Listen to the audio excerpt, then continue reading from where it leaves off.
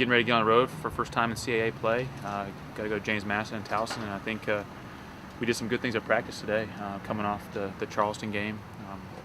Obviously, it's a tough way to lose. We battle the whole game and get back to have a chance, and then don't get a couple shots to see if they go in. I think everybody would feel a lot better if we just got a shot up.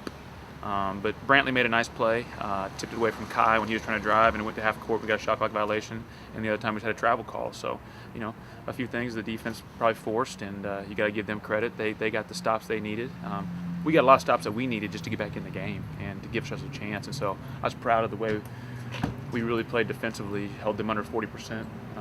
Two guys that can really score, two of the best scorers in the league. And so they're obviously a really good team. They're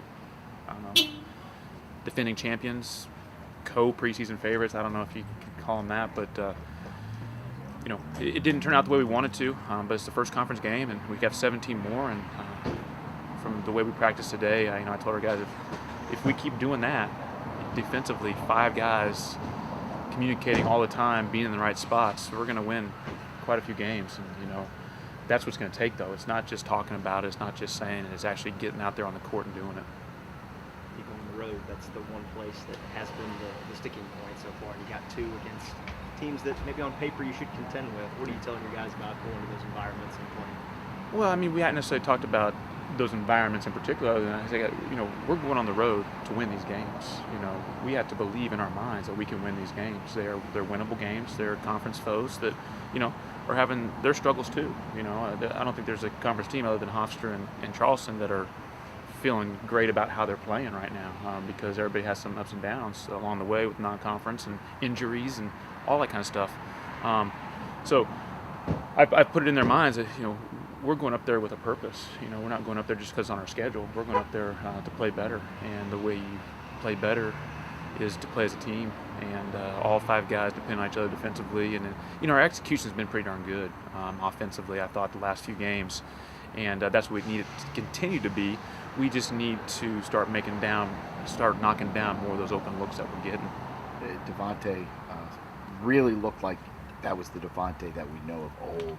What changed? Was it just a confidence, a bucket went in early, and then he just felt like things were happening? Maybe. All kids are a little different, and sometimes Devontae feels really good. Sometimes, he's not getting the ball as much as we want him to get the ball, and he misses a couple easy ones or something like that. But I just think the way the game was going, he made some shots. We kept on feeding him. The way they were defending enabled him to have the ball in a position where he could score it right away, as opposed to worrying about being doubled or tripled and them sliding over and him worrying about finding the open man.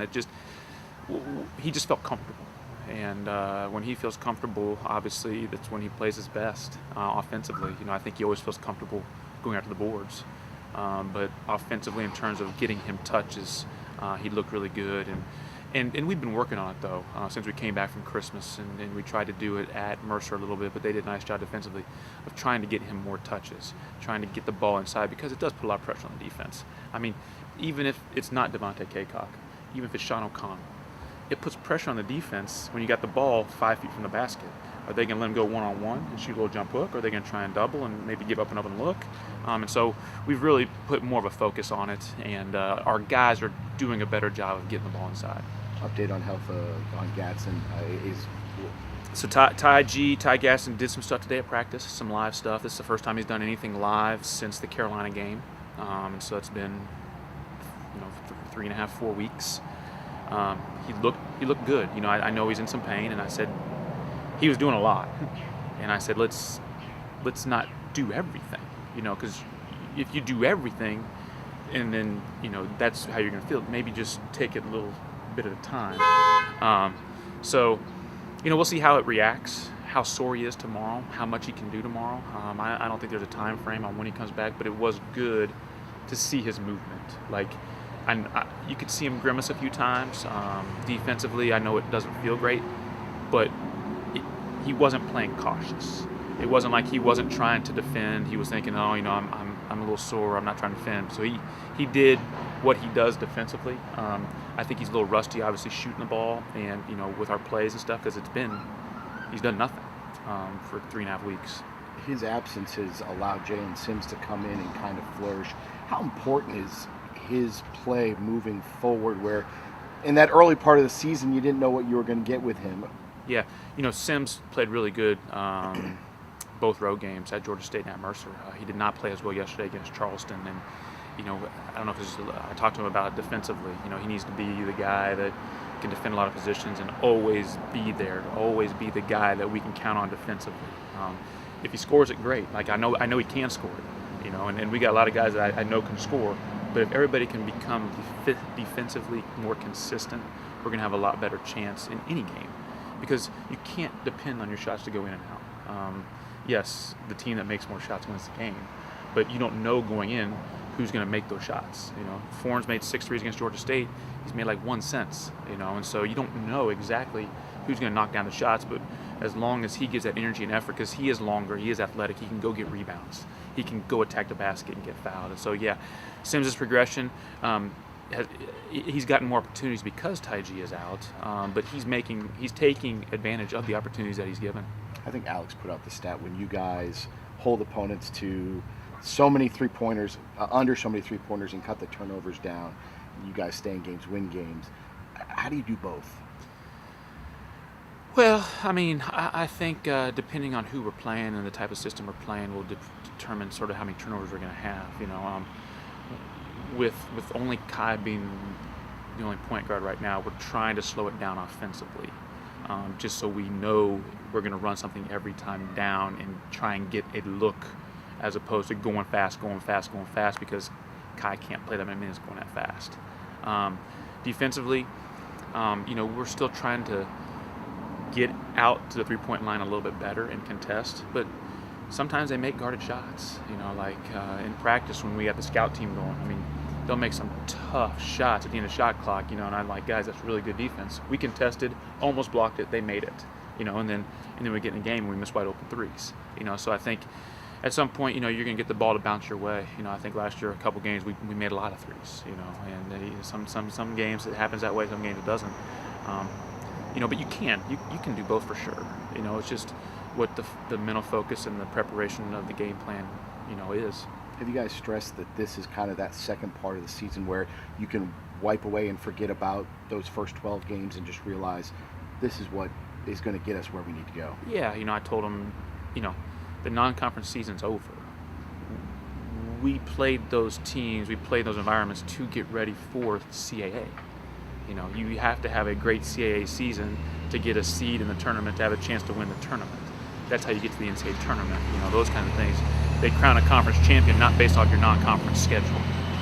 But the non-conference schedule, I do think, did a nice job preparing us, seeing all different types of systems, pressing and length and athleticism. And so we shouldn't be surprised by anything in conference play.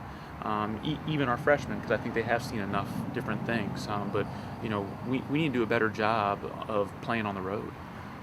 We have not done a great job of playing on the road, and whether that's the mental preparation, getting in there and getting more shots up on shoot-arounds, I don't know. We're going to tweak some things and figure out what is best, but we had to realize that it comes down to just playing better.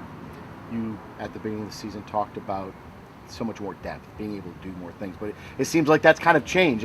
Jackie's gone, Ty's not playing. Does someone need to step up? Well, I think everybody needs to step up. We have enough pieces and talent and scoring ability and athleticism to compete with anybody in the league. I don't feel as comfortable sitting over there only having one true point guard, but I can't control that because of the injuries. If we still had those 3 guys, I still think we have enough pieces.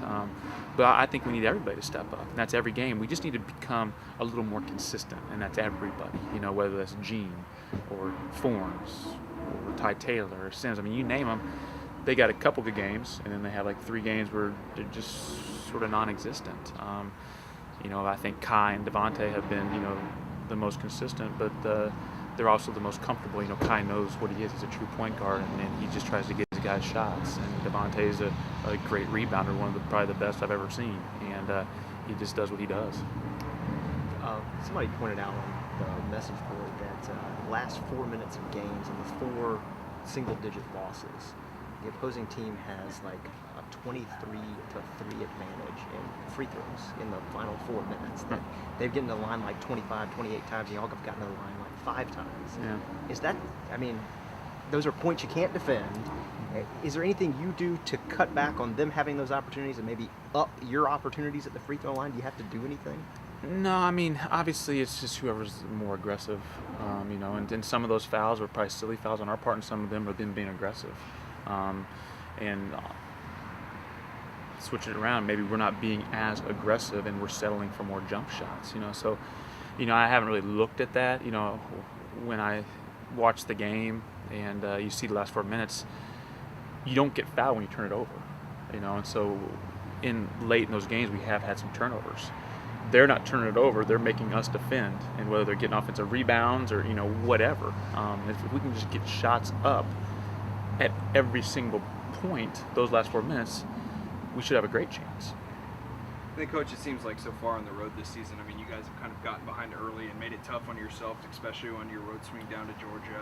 I mean, how do you urge to the kids, how important it is to come out and start fast, especially on the road in conference? Yeah, we just got to keep reiterating it. I mean, we've said it all to them before, and we need to get off to a good start, and but they're saying the same thing to their teams, and they have the comfort of being in their own environment, and there's something to that, but we got to have our mindset that we're going to come out and compete from the very first time they throw the ball up and see what happens.